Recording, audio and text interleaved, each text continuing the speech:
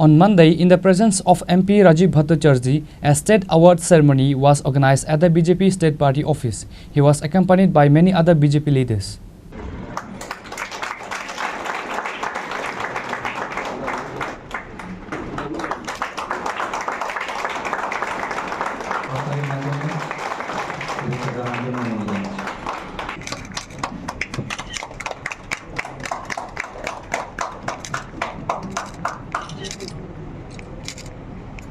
On this day, the present guests were firstly formally welcomed at the program with the traditional risa and later commenced the program by lighting a candle. MP Rajiv Bhattacharjee addressed the speech in the previous program related to the award-giving ceremony.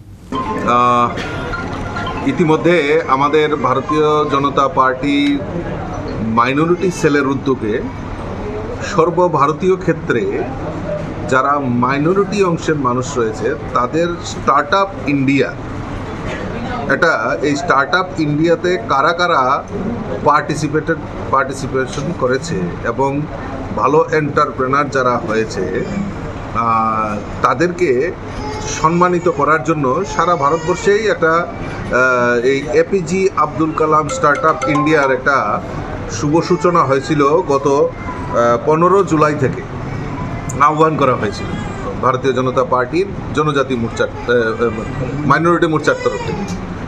তো আমাদের এই রাজ্যেও অসংখ্য যারা startup ইন্ডিয়ার মাধ্যমে আমাদের যারা নূতন করে মাইনরিটি অংশের মানুষ যারা বিজনেসের সঙ্গে এন্টারপ্রেনার হয়েছেন সংযুক্ত হয়েছেন, তো তাদের সমস্ত কিছু বায়োডাটা পাঠানোর পর আমাদের সর্বভারতীয় ক্ষেত্রে সেখানে সেগুলি নির্বাচিত হয় এবং সেখানে দেখা যায় যে আমাদের ত্রিপুরা রাজ্যের একজন এন্টারপ্রেনারকে সেখানে সম্মানিত করা হয়েছে এবং যারা পার্টিসিপেট করেছে তাদেরকে সার্টিফিকেট প্রদান করা হয়েছে।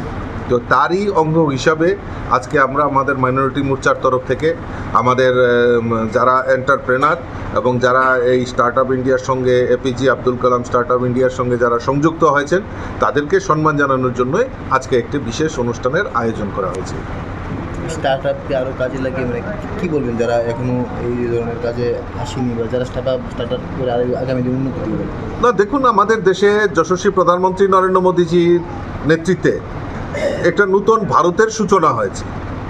সেখানে আমরা এক ভারত শ্রেষ্ঠ ভারত বিকশিত ভারতের কথা মোদীজি বলছেন এবং এই বিকশিত ভারতের ক্ষেত্রে আমরা যদি দেখি তাহলে সেখানে আমাদের কোনো জাতি বা সম্প্রদায়ে বিভক্ত নয়। আমাদের মোদীজি বলছেন সবকা সাথ সবকা বিকাশ আর সবকা বিশ্বাস নিয়ে আমাদের সরকার পরিচালিত হচ্ছে।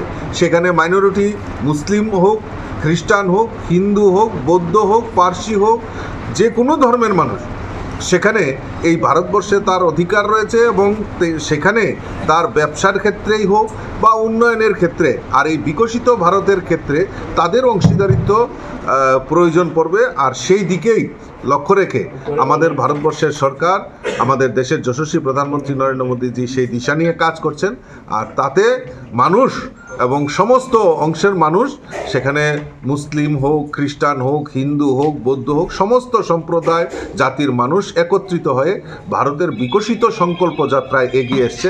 আর এই সবকা সাথ সবকা বিকাশের যে স্লোগান সেটা বাস্তবায়িত হতে আমরা দেখতে পাচ্ছি। Reported by Amir from Agartala, Chinikhorang.